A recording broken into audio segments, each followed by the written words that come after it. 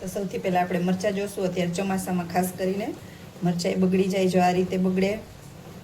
જો હું ખાસ વાત આજે તમારી સાથે શેર કરવાની છું. જો આ રીતે તમે પ્લાસ્ટિકની કોથળીમાં મરચાં અથવા મરચી કાંઈ પણ એડ કરો ને તો જો બગડી જશે તમારે.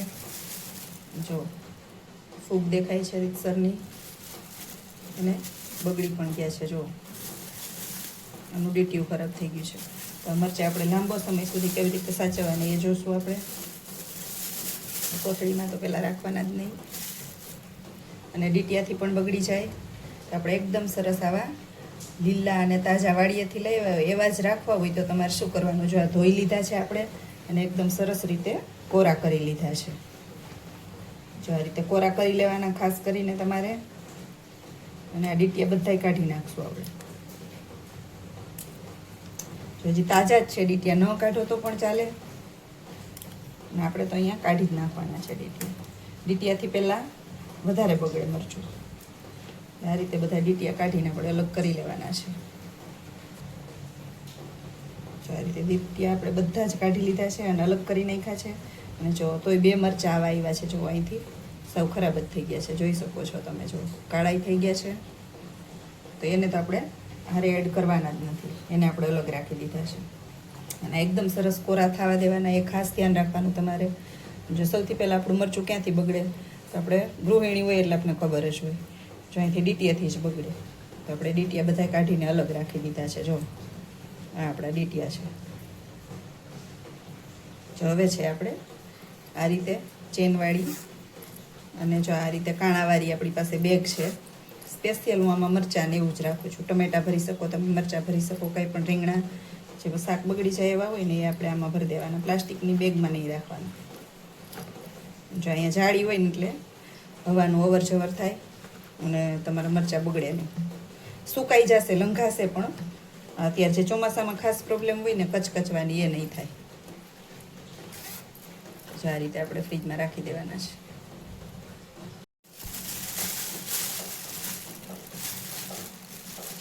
જો લીમડો છે સાવ બગડી ગયો છે, જ્યારે આપણે વાપરવો ગમે નહીં એવો થઈ ગયો છે આપણો લીમડો. જો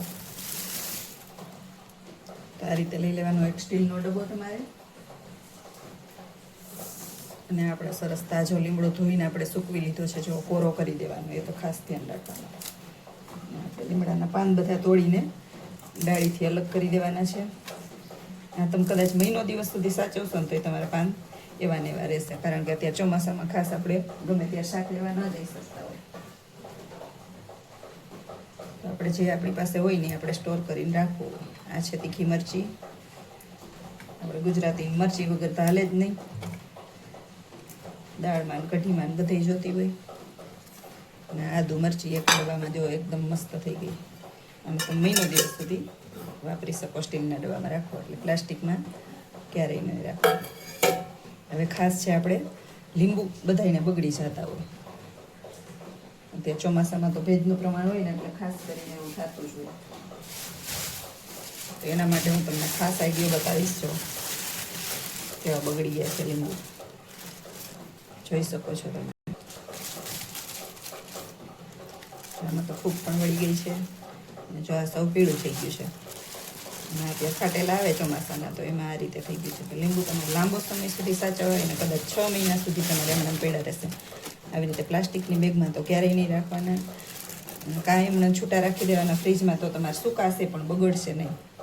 તો જો એના માટે આપણે લીંબુ લઈ લીધા છે ને આને આપણે સરસ રીતે ધોઈ નાખ્યા છે. તો હવે એને આપણે કોરા કરી લેવાના છે. જો આ રીતે એકદમ મસ્ત રીતે આપણે કોરા કરવાના છે. જરાય ભીના નથી રહેવા દેવાના, એ ખાસ ધ્યાન રાખવાનું છે.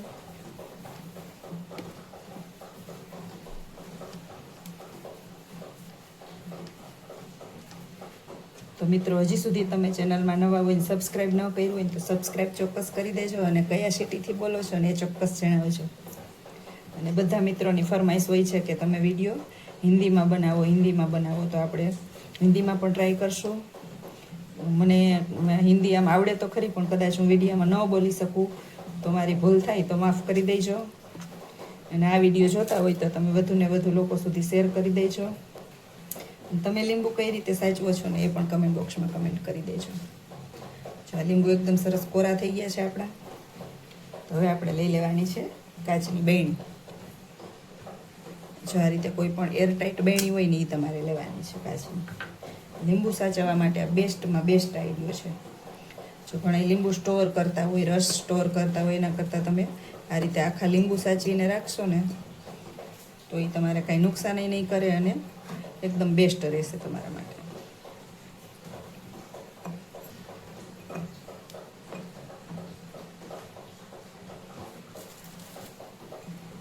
જો મોટી બહેણી હોય તો તમારે મોટી બહેણીમાં પણ દેવાના, અને મારી પાસે આવડી છે એટલે મેં આમાં ભર્યા છે.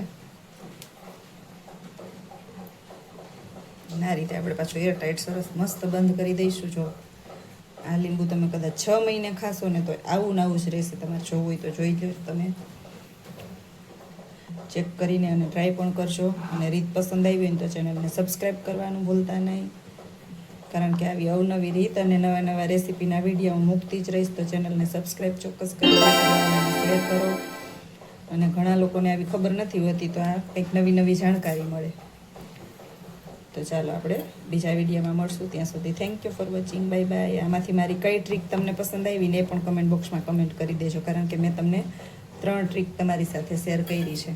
એક જો આદુ મરચાં લીમડો, એ અત્યારે ચોમાસામાં ખાસ આપણે બગડતું હોય, ઘરે ઘરે બગડતો જ હોય શાકભાજી. તો આ વિડીયો ખાસ ઉપયોગી છે. તો વધુમાં વધુ તમારી બહેન કે ગમે એ કોઈ હોય બહાર સિટીમાં રહેતા હોય એને શેર કરજો. તમારી ફ્રેન્ડ હોય એને જો આ મરચાં અને 3 ટ્રીકને શેર કરી છે, આમાંથી કઈ સૌથી વધારે ગમે છે. તો ચાલો બીજી નવી રેસીપીમાં અથવા વિડીયોમાં મળશું. ત્યાં સુધી thank you, take care, bye bye. અને હિન્દીમાં હવે વિડીયો હું બનાવીશ ચોક્કસ.